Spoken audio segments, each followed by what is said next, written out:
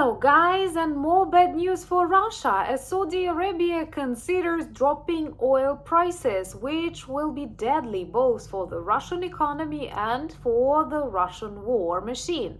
Because right now they are very much dependent on the oil prices, as the Russian economy can be described as dig and sell economy. They only use their natural resources to get money, and they need money to pay the soldiers, otherwise they don't want to join the Russian army. So there are rumors that because of lots of countries do not follow the advice on the size of production of oil, Saudi Arabia claims it is ready to sell barrels for just $50, and that will be great.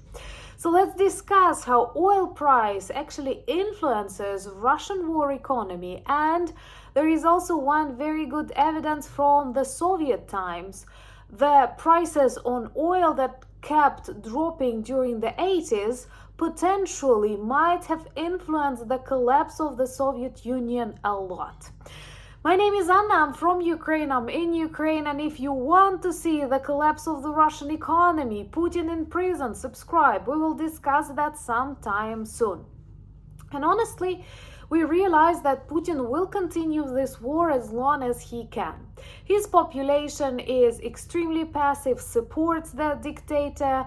We cannot hope for any serious protests inside the Russian Federation, and Ukraine is not allowed to strike back and destroy military facilities on the Russian side and send messages to the population that war is real, feel what it is like.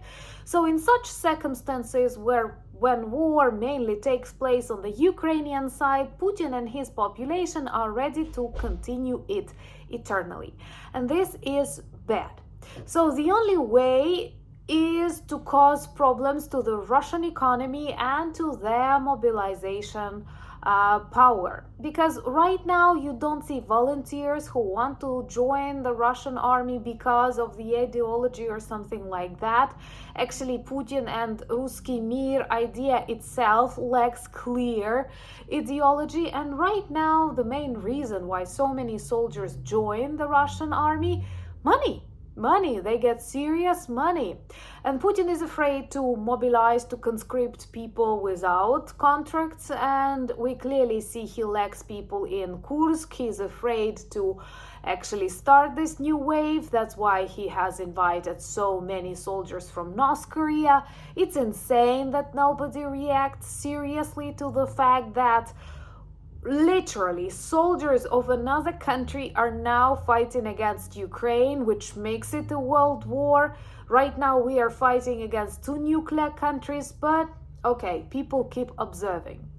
But being afraid to conscript, mobilize new people, Putin needs to pay money to the volunteers. I don't know if we can actually call them volunteers if they join army for money, and these prices are really serious and they don't live long. You've seen the losses of the Russian army, so they have to hire new, they have to pay again. And Russian economy is dig and sell economy. They do not develop, invent something. They simply exhaust their natural resources, which are actually to some extent not classical Russian natural resources, but the resources of the people's republics that are a part of the Russian Federation and actually suffer greatly from the centralized Kremlin decisions.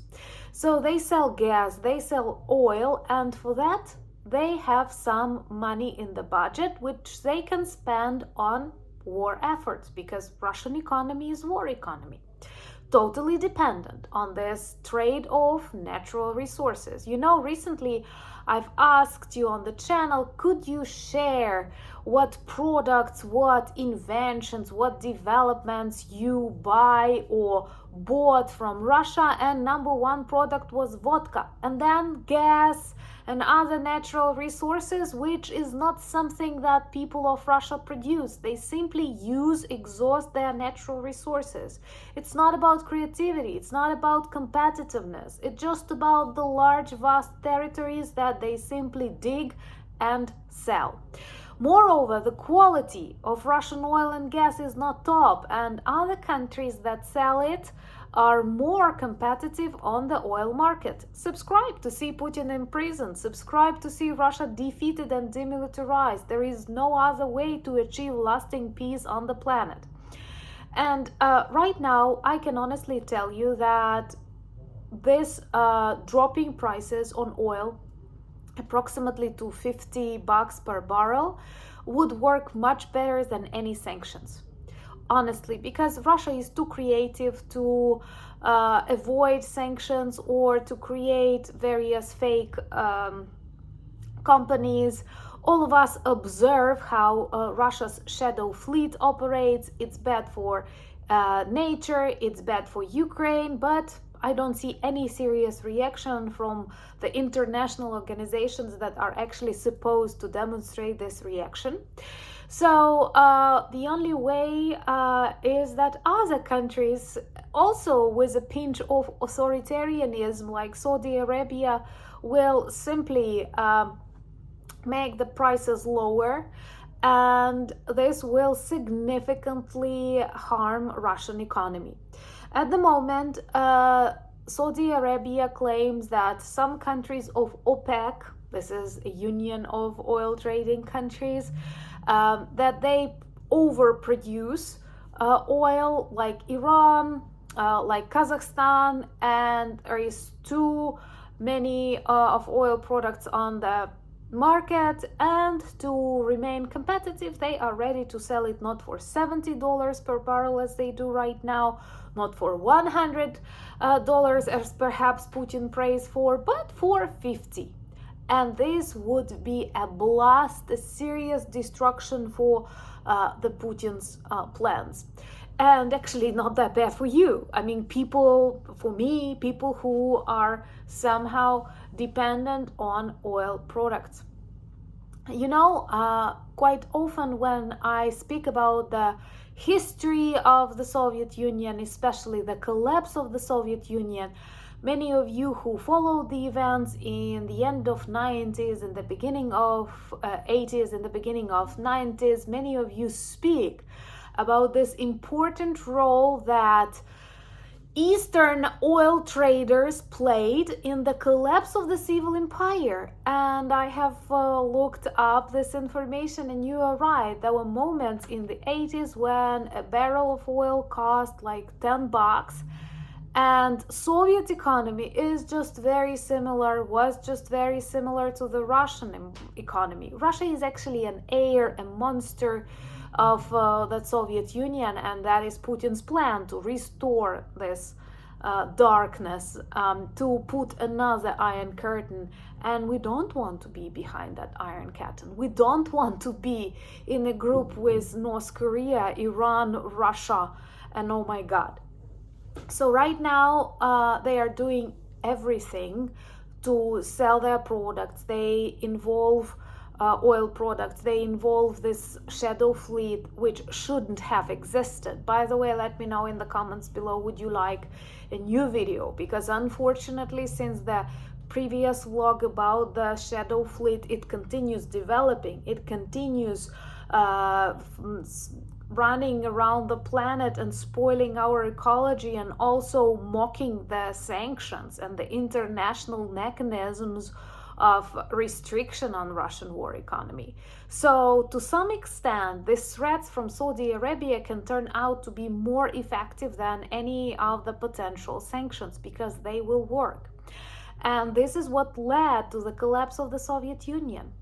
One of the reasons, of course, not the only one, but one of the very important reasons. The prices continued dropping.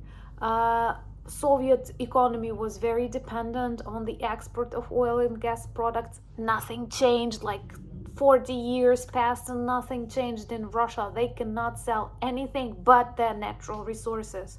And you know, this is pathetic. I don't think you have a Russian phone, a Russian car, or a Russian computer in your flat. Just think about that. I know some of you will mention like China, everything is produced in China, but not according to the Chinese researches and development. And I cannot think of modern Russian developments. Don't speak about Soviet, when actually dozens, let's say dozens of various peoples, including Ukrainians, were forced to work on that machine.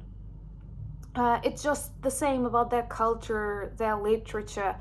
People who name great Russian authors speak about the 19th century. Give me 21st century. Give me examples from the 21st century of Russian inventions, of Russian competitive products on the markets of IT technologies, I don't know, cosmetics. Give me examples of new Russian books that you love reading, of new authors, not of Tolstoy or Dostoevsky, who are quite desperate themselves. So anyway, hopefully the prices will drop and Russian economy will feel that. They won't have money to pay their soldiers and they will need to stop. Because the moment Russia stops, the war ends. It's not about Ukraine, it's not about our allies, it's just about other authoritarian regimes undermining our world order. We don't want that. Subscribe to demonstrate your solidarity with Ukraine and all the democracy-loving countries. Because I watched and I've read the speech of General Zaluzhny. I liked it a lot. And in this speech, he actually says one very important phrase, and I'd like to finish my video today with this phrase. We clearly see that China, Iran, North Korea unite with Russia. Do you think they do it just to defeat Ukraine? Do you really believe that all of these super authoritarian countries that actually occupy the majority of the planet unite just to defeat one Ukraine? Be realistic. It is a war between the democratic countries and the authoritarian regimes. And I hope that we have enough confidence and strength to defeat them and to have decades or hundreds of years of safety and security on this planet. Join me on Instagram, X, Threads, and Discord. I share more of everyday Ukrainian life there, and all the links that you need are in the description of this video. Also, we have a really good merch shop with lots of items that work well as reminders and conversation starters. And we even have a good Halloween collection, which is both fun, but at the same time reminds about the real evil on this planet, the Kremlin. Do check. Thank you so much for buying me coffees, becoming my patrons and sponsors of the channel. But most importantly, thank you for being with Ukraine. Thank you for your friendship, for your love, understanding, interest. Thank you for standing with us in these challenging times. Slava Ukraini!